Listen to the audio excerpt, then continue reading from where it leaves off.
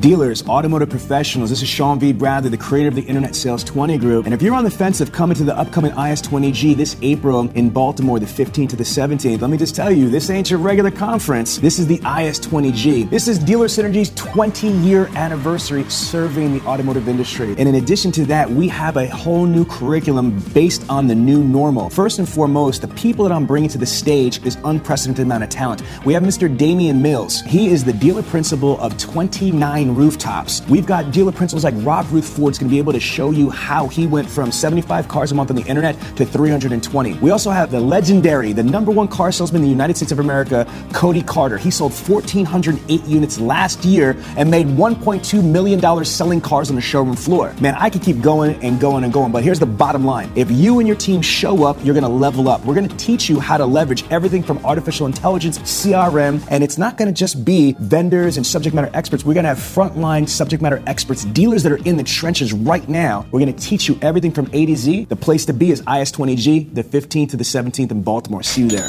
Let me ask you a question. Did you come here to listen to money or make it?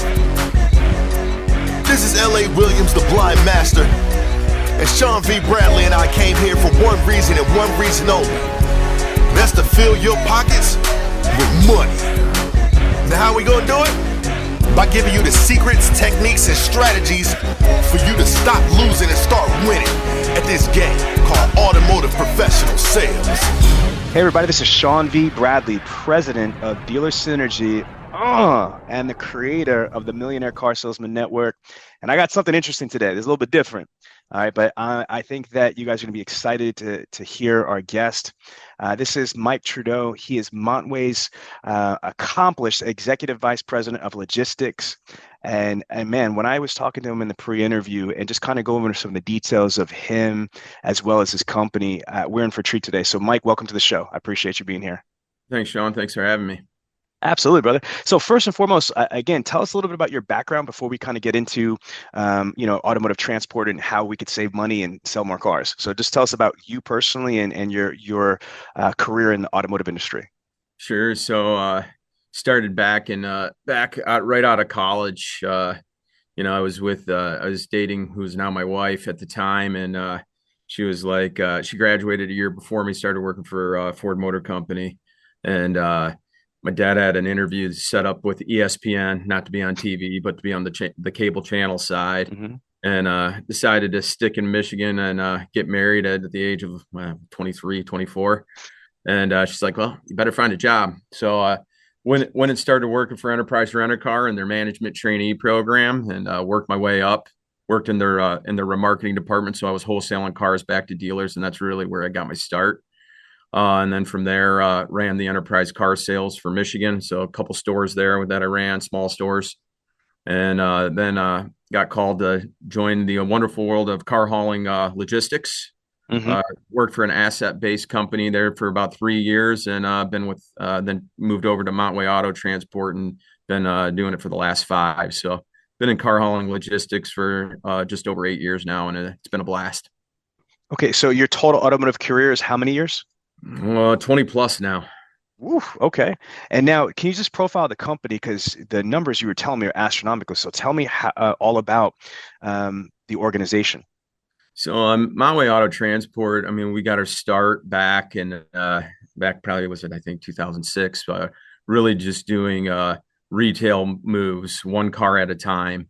And then about 5 years ago, I joined the company, and we were in the B2B business, but we wanted to grow it more, really get into partnering with dealerships. And where it worked out real well was that, dealers started with Stock Waves and V Auto and all these other different inventory programs, started buying cars and sourcing cars, more all over the country, one at a time or two at a time. And that really fit our network well, coming from the retail side. So that's kind of where we got our start, and we've been kind of growing ever since. Okay, so power question. What is different and better about Montway's automotive transportation compared to any other transport company out there? Sure. So I think it's scale, right? I mean, we're a large third-party logistics company, or what's known in the industry as a broker. We have well over 200 employees in our company, and our revenues are pretty high. So, in terms of that, it's given us scale to really work with all different types of carriers and drivers across the entire industry, and across in every state. So, we're that one-stop shop that, you can call, and if you're in the US, we're going to be able to get the car to you. I love it. Now, the title that we had here is how you could save money and sell more cars, maximizing your automotive transportation. Now, why I put that there is there's so many different ways I could go into this, but I'm on the front end. I'm sales, BDC, internet sales, and I want to start with what I know the most is that internet operations has evolved, especially since post-pandemic reality. People are like, hurry up. They're, they are impatient. They want more convenience, more convenience. And part of that is the world. I mean, when we look at how Amazon has evolved as a company providing products to the consumer that's a click away, and all of a sudden, sometimes same day delivery, and free of charge. So we were talking about this beforehand, and I love the idea of dealerships, inner departments, sales departments, basically focusing on how to make the experience easier for the prospect. Now, a lot of the manufacturers have digital retailing. I know Toyota is huge on SmartPath, and the whole concept is how can they make the experience easier for the prospect in researching, finding out about numbers, their trade, interest rates, all that stuff. And SmartPath and digital retailing makes the researching, product selection, and instruction to deal way easier. But where digital retailing ends and where SmartPath ends is once the deal is there, we still have the situation is how do I get the car? So if we are creating this experience of making everything easier online through digital retailing, SmartPath, etc., but then you sell the car, either they have to come all the way to the dealership, get stuck or trapped in the dealership purgatory for F&I for an hour or two, sometimes at a busy store, or they've got to figure out a way to deliver the vehicle. That's where you guys come in. So does what Montway also do? I know you do a lot more, but do you guys also deliver vehicles to prospects or clients' homes? Sean, I think you brought up a great, a great point in terms of, trying to make the experience easier, because that's what we're ultimately trying to do for dealerships is how can we make the transportation experience easier? And to answer your question, long-winded is yes. I mean, we do deliver to the homes, but what we can do is arm the dealership with a tool, the Montway automation portal, what we call MAP, that a salesman, new car sales manager, whoever in the dealership that the owner wants to give access to can go in. They can get a quote as they're doing the car deal to say, hey, that car is going to cost $350 to get to you. You can, whether you put it in the car deal, outside the car deal, that's obviously their choice, but they can place that order once the deal is done. We'll get the order. We'll pick it up from the dealership. We'll deliver it right to the customer. And that's kind of goes back to, we've already been doing these retail moves and, these residential deliveries and pickups, since we were founded. So for me, I want to just say as a business development expert, I think this is easily an idea or strategy or resource that dealers should be including in their value package proposition.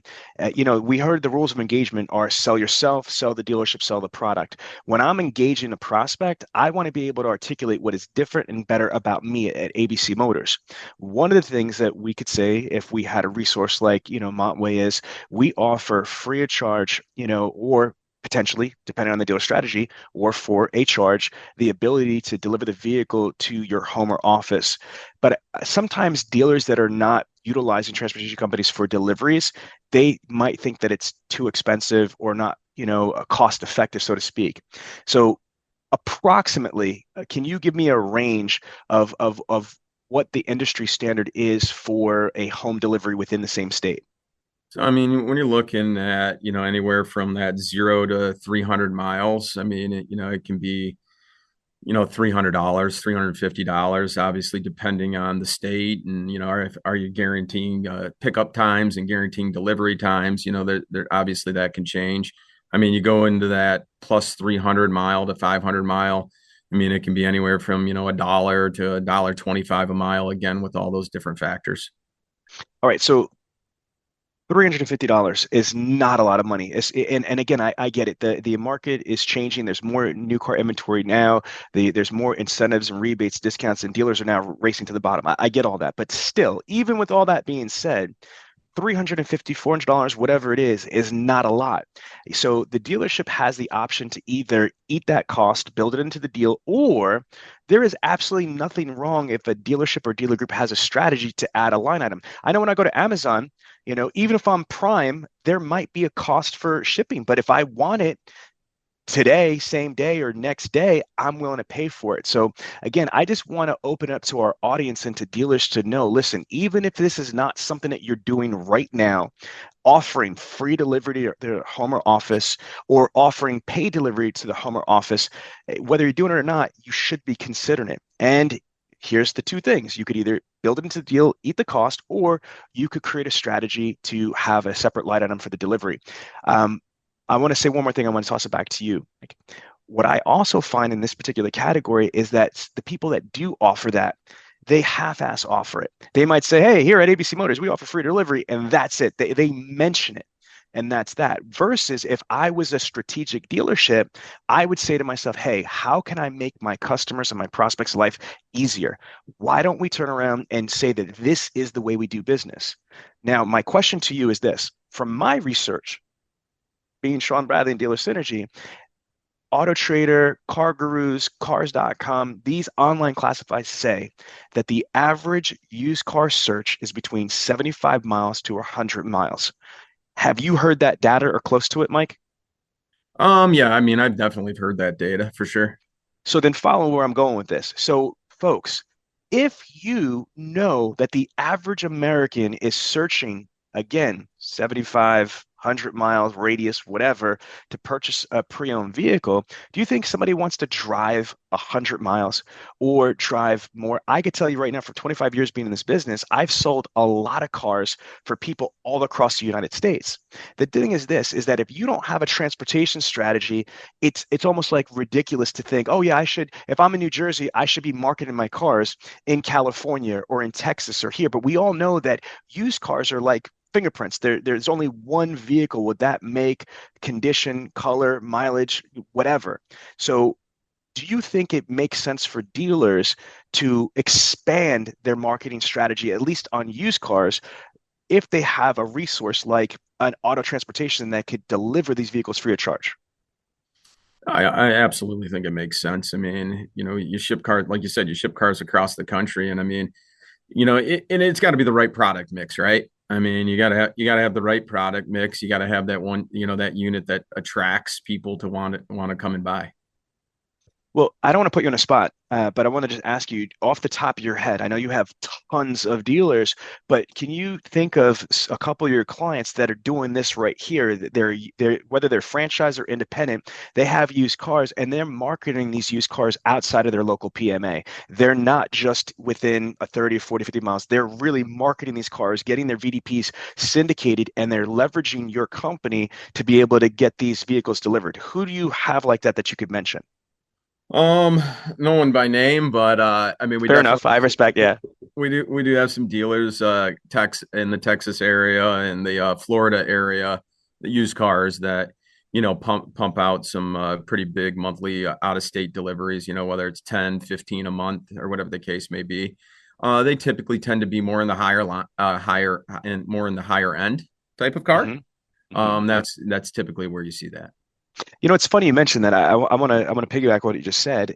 I also see that, when you have highline or exotic cars, this is more standard.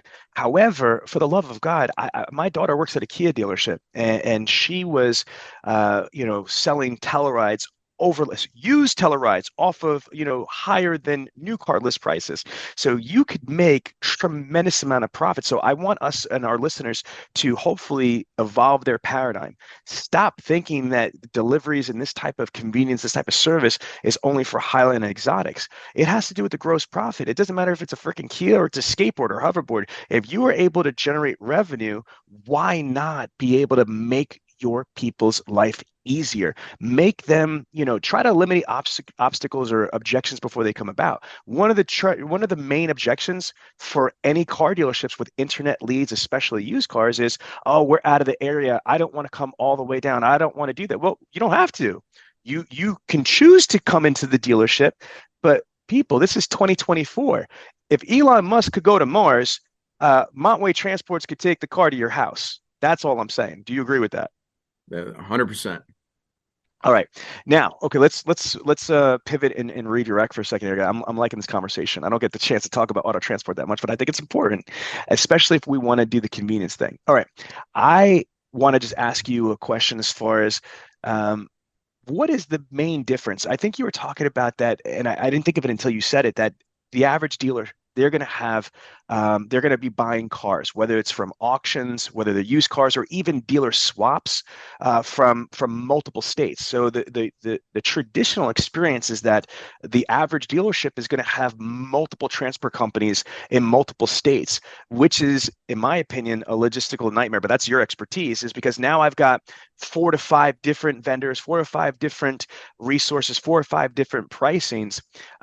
Is there easy way to do things? What is Montway's strategy to consolidate or to make dealers' lives easier? After these messages, we'll be right back.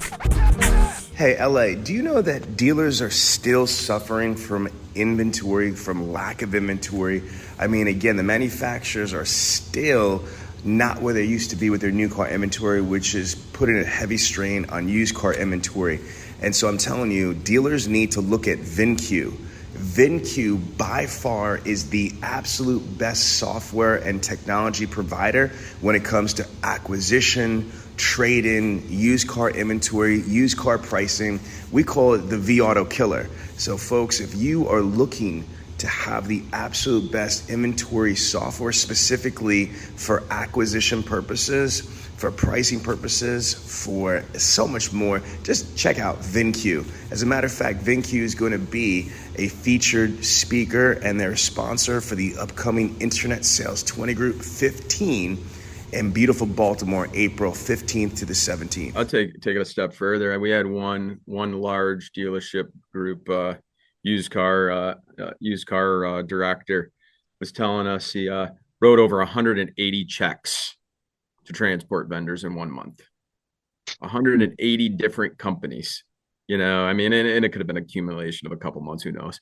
But that's probably the big difference, right? Is, you got a one-stop shop, in a large scale nationwide, auto broker like Montway, is that you got the one throat to choke. And you got one person to call. You have one system to log into to see where your cars are. I mean, we have a system that if you got 10 rooftops, you can see what's going on in all 10 rooftops. If you got 2 rooftops, you can see what's going on in 2 rooftops. If you got 100, you can see what's going on in all 100. And exactly, where your cars are, how long they've been sitting out there. Are we taking too long? And you know who to call. It's one call. And, instead of having a bunch of people fielding phone calls, whether it's from transport companies or different vendors, I mean, you're not in the business to be a vendor manager. You're in the business, to be selling more cars and desking more deals. So, let's put the time, let's give the time back that people are doing those activities and just shift it over. Do you think that the majority of dealerships or dealer principals spend enough time figuring out a transportation strategy, or is it something where they don't really spend a lot of time with it, and because they don't, that's why they have these multiple vendors, multiple places, and multiple issues? Because again, I've been in the business for a long time, and unfortunately, I don't hear a lot of conversations on this type of a strategy or justification. I feel like they're focused on other things, but this is such a major part of potential business. Why is that? Why don't more dealers and GMs have a more strategic strategy for transportation? Is what my question is. I think it's a couple of things. I mean, it's a cost that everyone knows that's there, and I think people write it off as a cost of doing business, or it's the necessary evil. I think that you can absolutely, save yourself money by centralizing your transportation and streamlining it out, especially across multiple stores. I think that when you have a system, a system like ours, where you're able to see, hey, where are the guys buying? How many cars are they buying? What's the rate per mile I'm paying? Is one of my buyers or one of my stores buying cars somewhere and the transportation cost is cheaper, which is making my overall holding cost cheaper, and they have a better a gross profit because of it. And I mean, really diving into there, I mean, because the transportation costs can add up, especially if you're buying, 100, 200 units a month. I mean, it can add up real quick. And if you can find a way to decrease that, I mean, I'm not going to say it's free money, but it's pretty close to free money, and then on top of it, I mean, just making sure that, it's in the car deal. And to your point, I mean, when you buy cars at the auction, you get your buy slip back, and maybe you hit the button to transport it from the auction, and that price is already baked in there. I mean, who's really paying attention to it? You could be just floor planning it. You could just be writing that check. And I mean, you're just not paying attention to it because, again, it's that cost of doing business. Use someone like us, you're bringing that cost outside, and now you're starting to see it. Now you can start to find ways to improve it. You have a lot of dealers that you work with. Would you say that what would you say the percentage of dealers just absorb the cost or eat the cost, so to speak, versus dealers that pass on that cost as a line item? Like the Amazon model. Like, do you have dealers that what would you say the majority of your dealers do? They just say, okay, this is the cost of transport, I'm eating it, or hey, we offer free delivery, we offer delivery, but there's a charge for it. What would you say the split is? I think it's still 50-50. I mean, some of it look at, hey, I'm moving a unit, it's cost of doing business. And some of them look at it as a pass-through cost. And the third option is some of them look at it as, maybe adding a little extra revenue, Yeah. adding extra, Ah, yeah. so wait a minute. I just picked that up. I didn't even have that on my radar. So let me just repeat what I just heard you say. So there's some dealers that are going to just say, okay, the cost is 350 or whatever. We're just going to charge it to the deal, or we're just going to turn around and just deduct it from the gross profit of the deal. That's option one. Option two is that you could just pass along the like the net cost. So if it costs the actual real delivery is 350, they're going to just try to have a line item and say delivery is 350, like any other online delivery service, so to speak. But then I didn't even think about it. There's a profit generating model is, okay, if it costs 350, you could charge them 450 and pick up 100 right there. And to your point, if you have, I don't know, even if it's only 20, 30, 40, 50 cars that you deliver, but if you're making, a net profit of $100 for each one, that's just incremental profit that you didn't even have. I didn't even think of that before. That's pretty cool. I appreciate Mhm. that. All right, Yeah. good, good. So I hope the audience appreciates that. Shout out to Mike on that one. All right, Mike. So I want to also bring up something. Shout out to my guy, Cody Carter. This is, I mentioned to you before, he's number one sales consultant in the United States. Toyota manufacturer has verified that this guy sold 1,408 units in 2023. He made about $1.2 million selling cars. Sell like Cody, my guy. Here's the thing is he has his own transportation company. Now, it's not that he owns, but that he goes and secures. I know that probably the majority of all of your clients are dealers.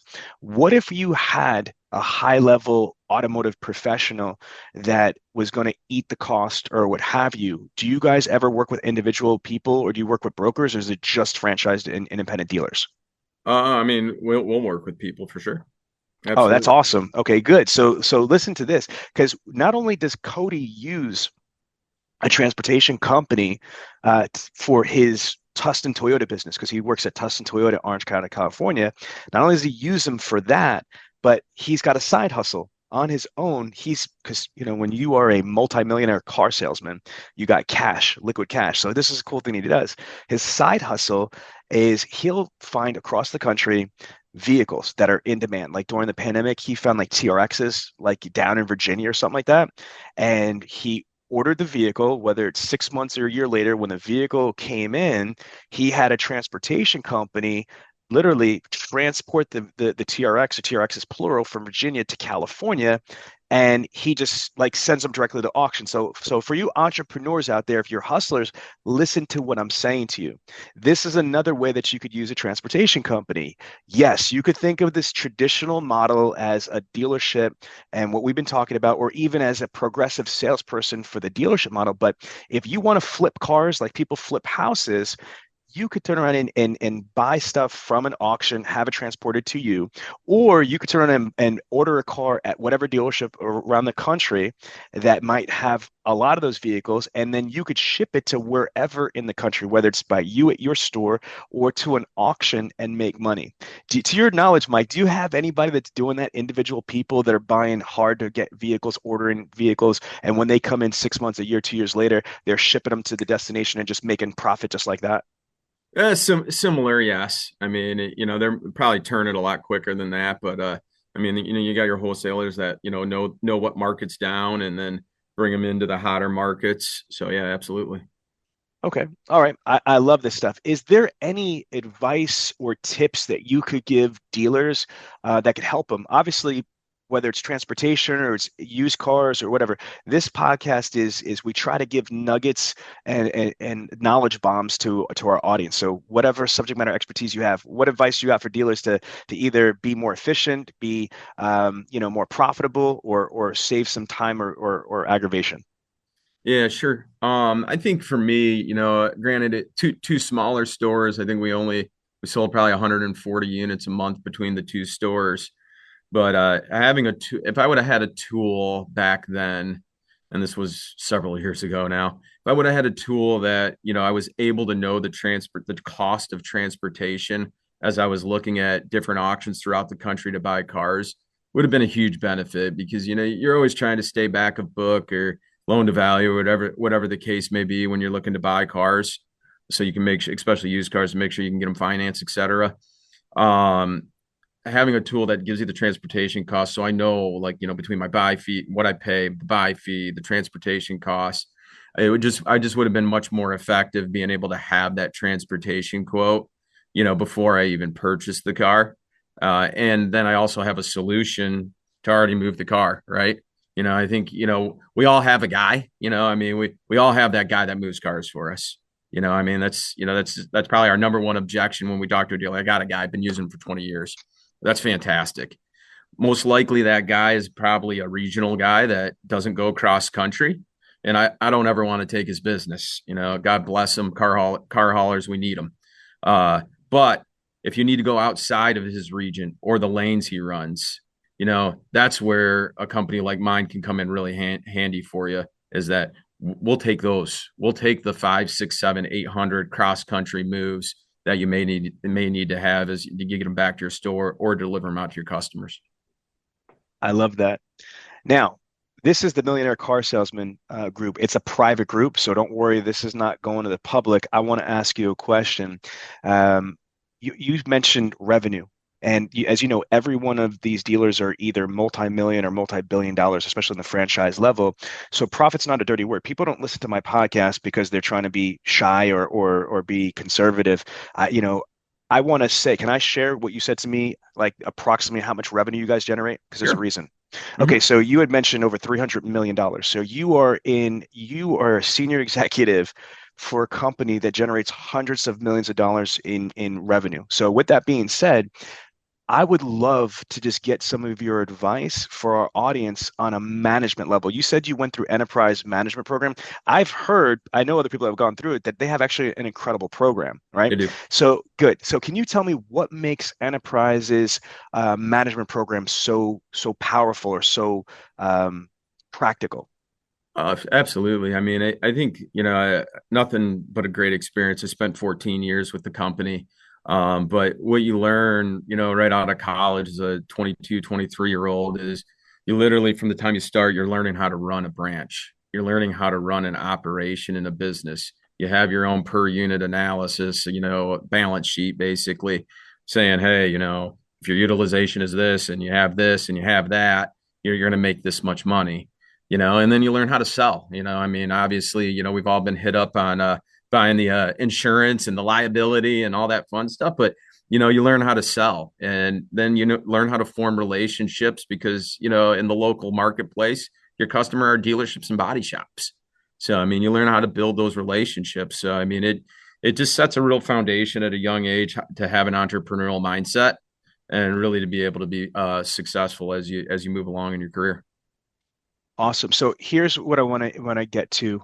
Because of your experience with enterprise, your current experience with Montway, and how much revenue you guys generate, our audience respects our speakers and our interviewees. Give me some advice that's not just about transport. You know what I mean? Like you've been in the automotive industry for a very long time. Like there's got to be things that you see that are like, you got to be like, oh my God, this is crazy. I can't believe, that these dealers are doing this or these managers are doing that. So whether you're pulling from enterprise background or your car guy background or what have you, what do you see are the current challenges for automotive dealers and automotive managers? What in 2024, what do you think some of the big challenges are, and what type of just advice do you have for these people or best practices to kind of counteract that? Sure. I think in 24, at least this is my hope, that we're going to start to return back to some, post-pandemic normalcy in the used car market in particular. I think that, you're going to start to see, some of the lease returns start to come back, this year. The repossession rates are going to be high. This year is what a lot of industry experts have been talking about.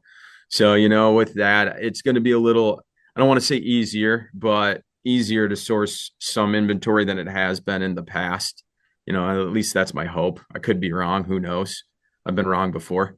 But, I think with that being said, it's still important, to learn the lessons I think we learned in the pandemic, which, is sourcing cars is an extremely important thing. I've always been taught that you make your money on the buy.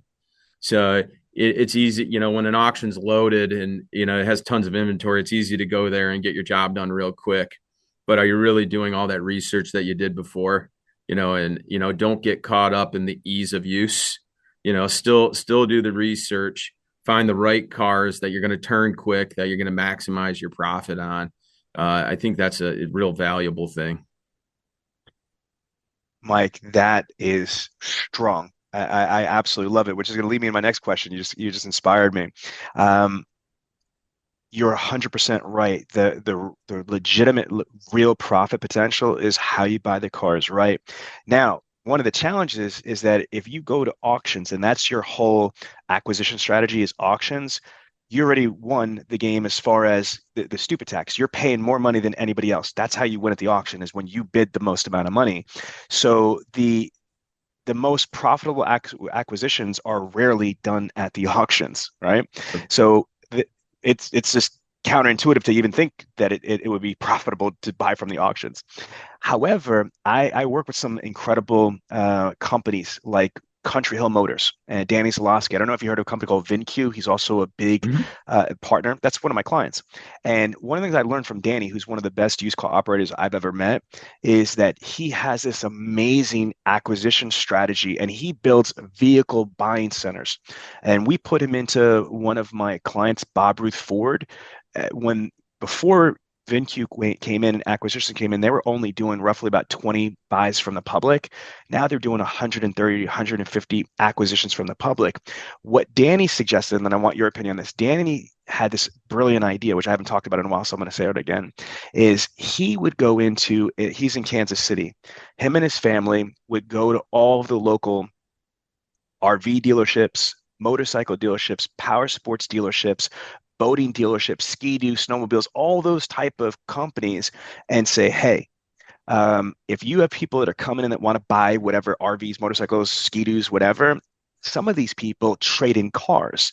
So instead of just wholesale whatever, call me as a buyer. I will put as much money on it. So it's not saying, hey, take in the car as a trade, then find where you're going to wholesale it or dump it. It's while the prospect's in the showroom for your motorcycle RV place, call up us and we will put as much money as we can on the car. This is how Danny blew up and got he had like agents or informants all over the place. My question to you is, do you have any ideas that you could give to our audience on how they could create acquisition opportunities? How can they create places where they could buy cars? What are your thoughts? Besides auctions. I think, I'm not going to really be able to reinvent the wheel on this one. I really think that realistically, what Danny did and what a lot of dealers are already starting to do, whether it's surfing the public places, the public publications to buy cars and different cars. That's going on today, like for us, it's again, anyone can go out and do all that research. It's all out there. A lot of people just say, well, how am I going to get the car?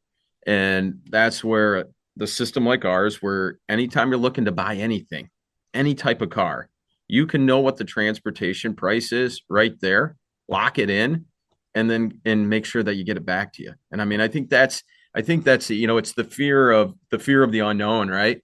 Do you really know that, like, hey, I can go, like, I'm in Florida and I can buy this car in Kansas, because I have a guy that's going to get it back to me. And that's who we can be, is we can be that guy that opens up wherever you want to buy a car, whatever your strategy is, whatever your thinking is we can be that guy that is going to get you the car. So you can buy a car anywhere. I love it. Well, listen, real quick, I want to do some housekeeping stuff for everybody. Make sure that you are registering for the upcoming IS20G conference. It's going to be April 15th to the 17th in downtown Baltimore. And we just announced Glenn Lundy from the 800% Club. Glenn Lundy is super famous for Dan Cummins Chevrolet. He took a store that was doing 150 units in Paris, Kentucky to 1,048 units a month. And even during the pandemic, they were averaging 800 to 900. So Mike, have you ever heard about that case study for what do you call it, Dan Cummins Chevrolet? I have not, but of that conference, I'll have one of my VPs there, Mary Bartlett, there. So feel free to hit her up, and she'll absolutely be happy to meet with you there. All right, great. I'm loving it. So again, Mary's going to be out there. Now, how can dealers or managers or automotive professionals get a hold of you and the company? One, you can email me direct right at my name, mike.trudeau@montway.com. You can go onto the Montway website and just go to the enterprise site, or the /enterprise, montway.com/enterprise. That gets you more into the B2B world versus the retail world. You don't want to get a quote on the retail site. You can, but call us, email us instead, fill out one of those forms. But that's the best way to reach out to us. And you can sign up for a demo. We can teach you about our technology and the different solutions we have. We're really looking to just be a true partner. We've been able to grow the business like this over the last 5 years, not because we're greedy or because we're a bad partner. We're looking for a long-lasting relationship. Awesome. Well, I'm going to let you close it out. Do you have any last things that you would like to leave with the industry or to the audience here? I thoroughly enjoyed talking to you today. This is great stuff. No, I think I said it all.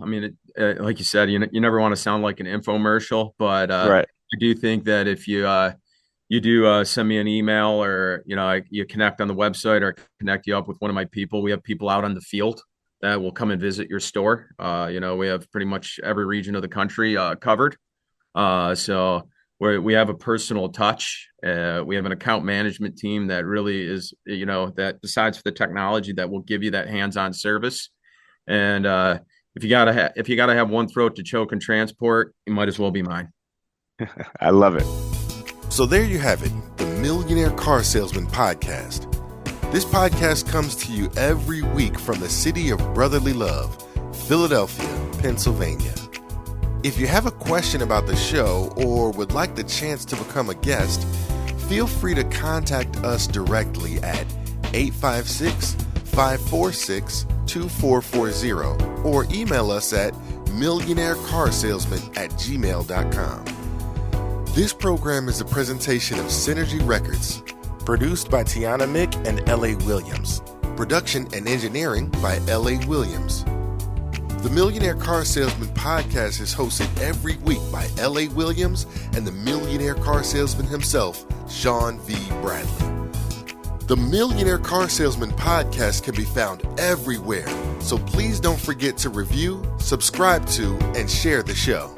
Thanks for listening to the Millionaire Car Salesman Podcast, and remember, where I'm from, money provides options.